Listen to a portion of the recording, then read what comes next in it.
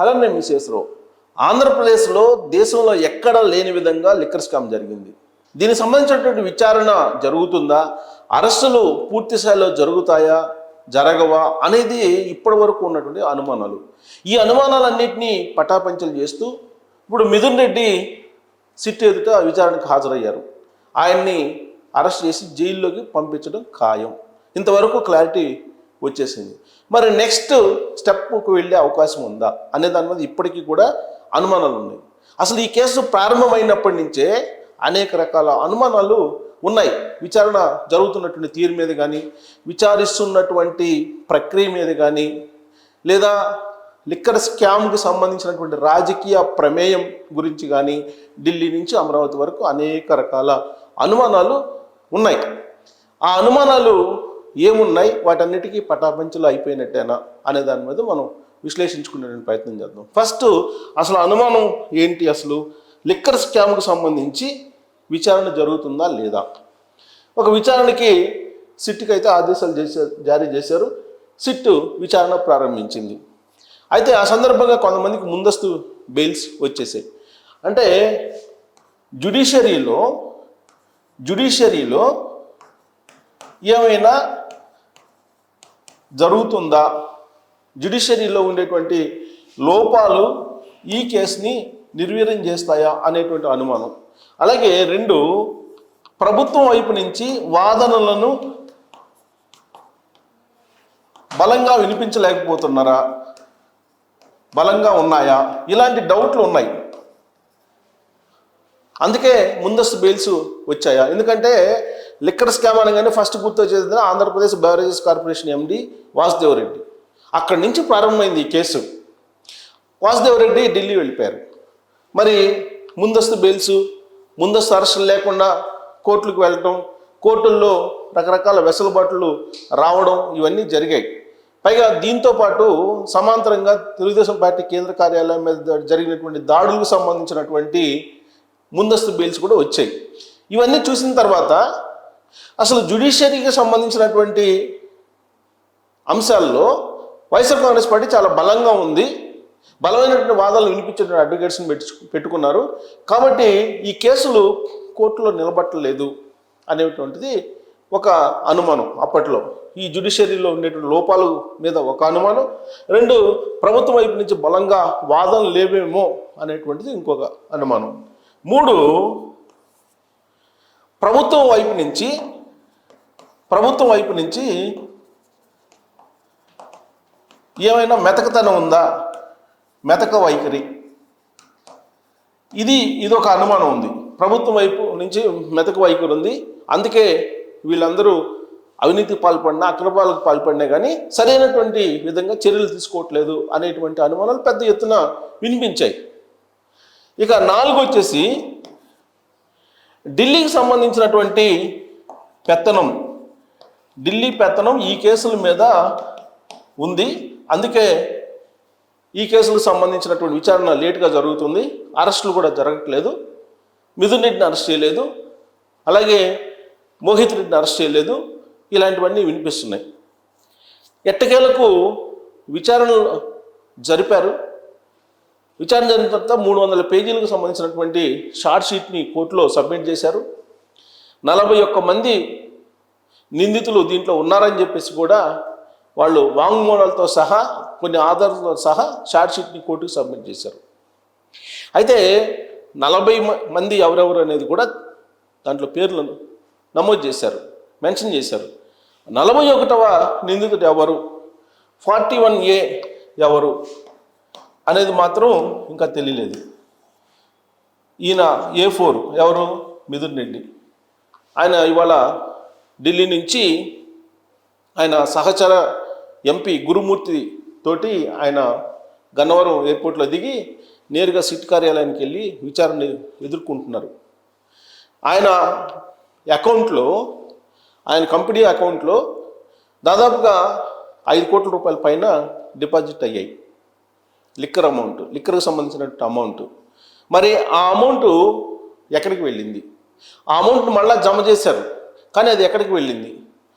ఇంకొక రూపంలో, suit case కంపెనీల రూపంలో వెళ్ళి మళ్ళీ ఆయనకే వచ్చాయి అనేది ఇప్పుడు సిట్ దగ్గర ఉన్నటువంటి ఆధారాలు ఈయన కంపెనీలో జమ అయినటువంటి సంగతి సిటీకి తెలిసింది.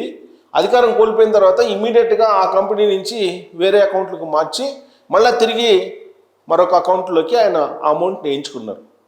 వాళ్ళ కుటుంబీకులకు సంబంధించిన అకౌంట్లో వేయించుకున్నారు అమౌంట్ని అని చెప్పి సిట్ అనుమానిస్తుంది.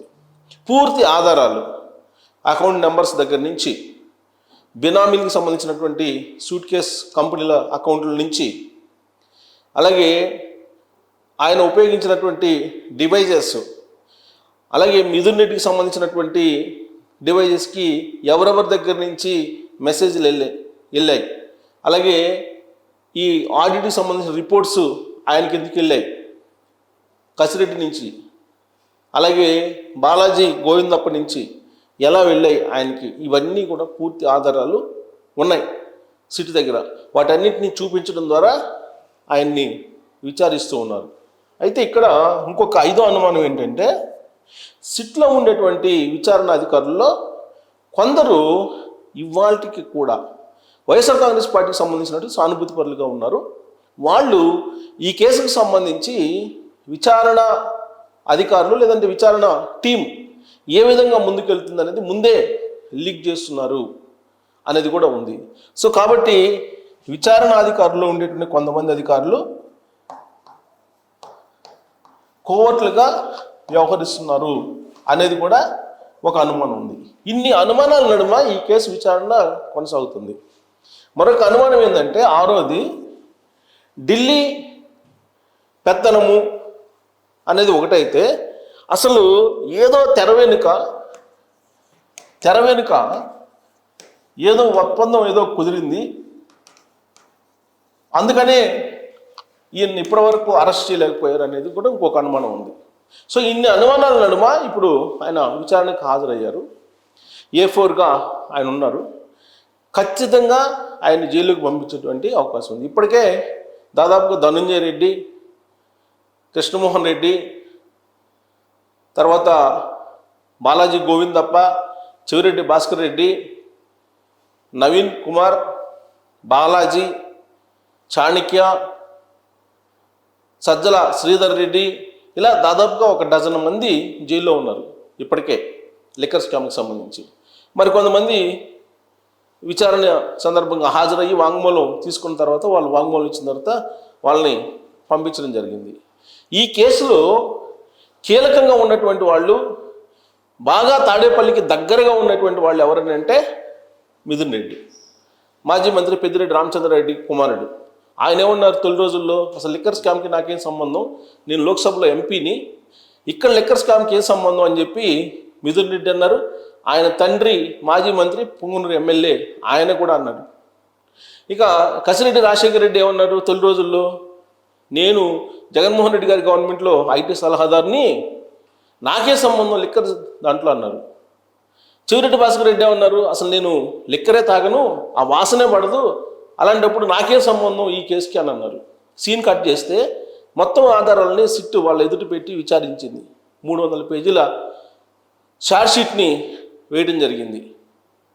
41 మంది నిందితులు. మరి ఆ 41వ వ్యక్తి ఎవరు, 41 నిందితులు ఎవరు అనేది ఇప్పుడు తేలాలి. సో ఇదంతా కూడా ఇన్ని అనుమానాల మధ్య ఈ విచారణ మిథున్ రెడ్డి అరెస్ట్ వరకు వెళ్ళింది. మరి అక్కడి నుంచి కదులుతుందా? ఈ అనుమానాలన్నింటినీ పటాపంచలు చేసుకుంటూ ఇన్ని రకాల అనుమానాలు ఈ కేసు చుట్టూ తిరిగాయి. దీని మీద అనేక సందర్భాల్లో నేను వీడియో చేశాను. నిన్న కూడా ఒక వీడియో చేశాను.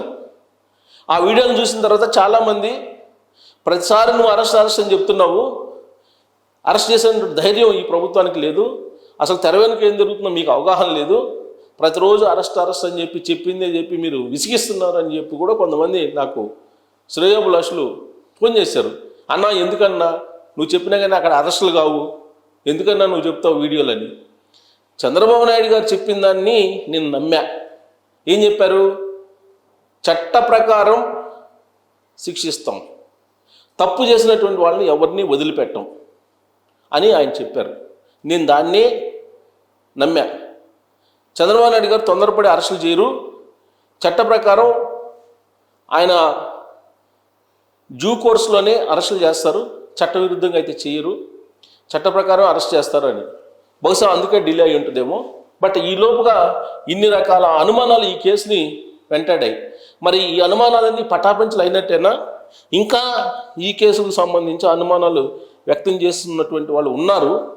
బట్ వాళ్ళకు ఉన్నటువంటి అనుమానాలు ఏంటో ట్రోల్ రూపంలో తెలియజేయచ్చు. Thank you.